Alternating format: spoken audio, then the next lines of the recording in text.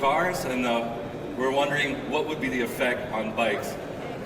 Well, we designed the first e-bike with an ADAS, which is an advanced driver's assistance system, or also called in this case an ARAS, an advanced rider assistance system. So this bike has these functions, plus it has V2X, vehicle to everything communication.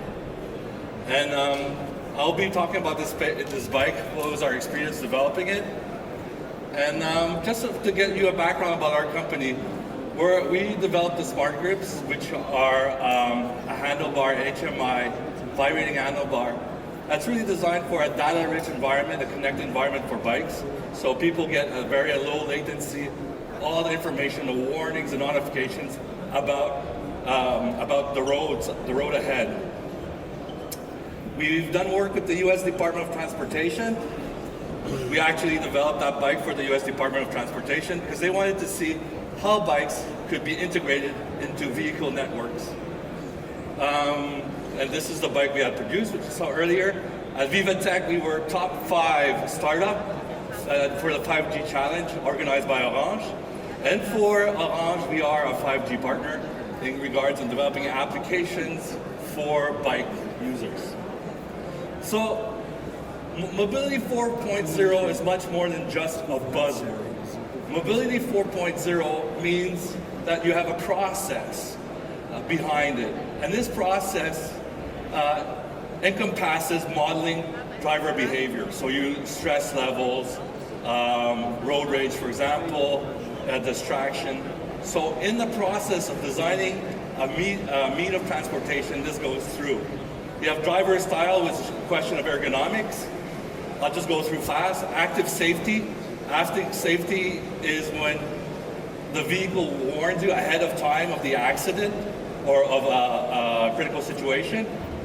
And then you got connectivity, which is 5G or Wi-Fi based, like G5, DSRC type of connection.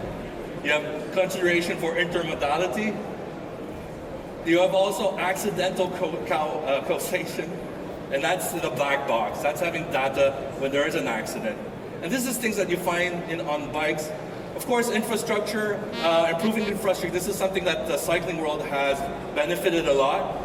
And virtual assessment, well, there's lots of virtualizations, simulations are done to improve our transportation systems. VRUs, which is vulnerable road users, is the focus of much of the development in mobility right now, and that's cycling safety. And last and not least is the human factors in automation, because sometimes all these systems bring boredom, fatigue, or get the user distracted, so he's less focused on the safety of running his vehicle. So that's kind of counterproductive. So all this evolution of vehicles should also be something that we find in bikes. Bikes, I mean, you just think of Eurobike 7 years ago, when the e-bike was something kind of new, not so mainstream. First you got the product, and then after that you got the smart product.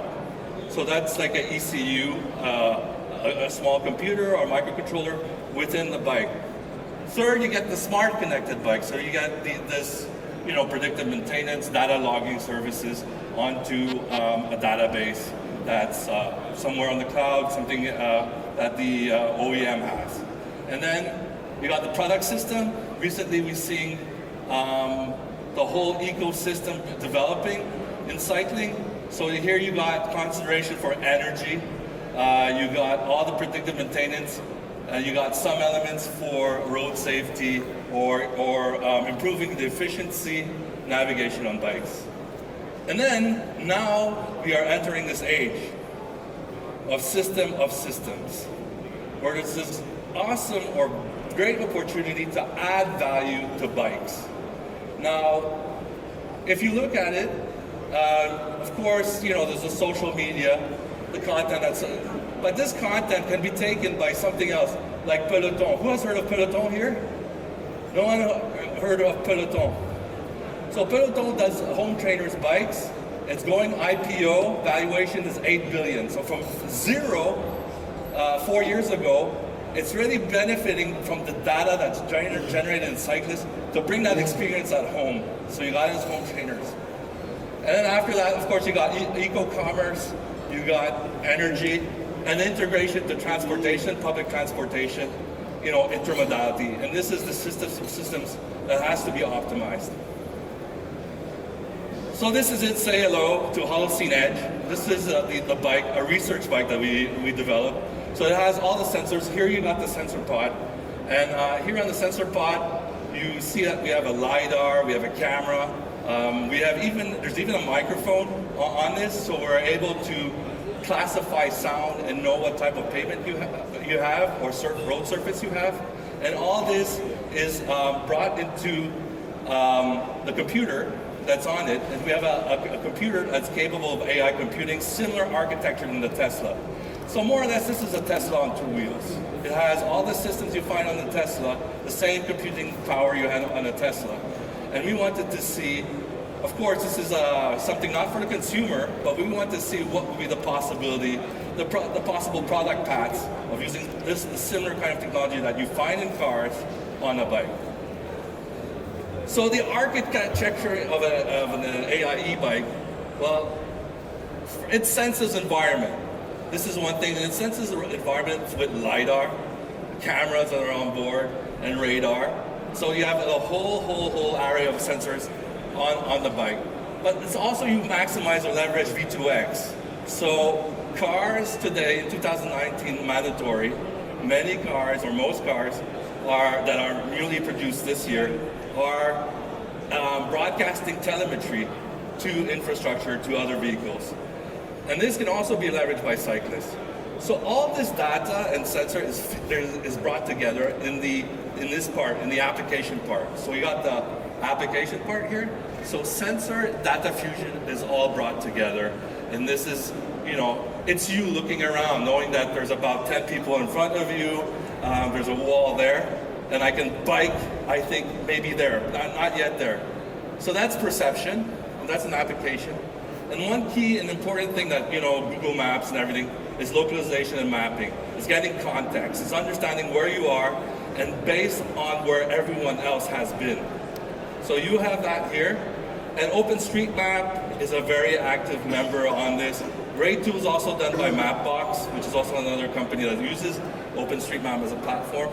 And it's more or less based on open data. And so it's very, very useful. So then after path sensing, I see the path here, I could bike here. And then after, you have actually planning that route and doing that route. And that's, you use rule-based. You can say there's a street light there or there's a traffic sign there. I gotta stop, I gotta continue, and then so you do that planning. Now, after that, that's control assisted. So most bikes are either, in the case of autonomous cars, it's all the control is done by the car. The actuators are used. But in the bike, it's really to remind you where is the best route, to warn you. So you got here planning. So who's the first planner on a bike? It's the cyclist. The planning system here is the backup cyclist that says to you, or your go cyclist that says what's the better route. So here, I think we will not see.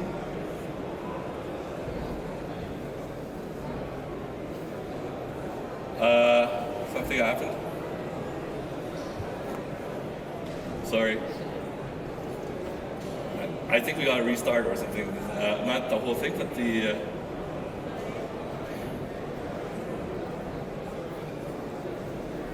Yeah, so we did review this before going on stage, but seems like we have a glitch here.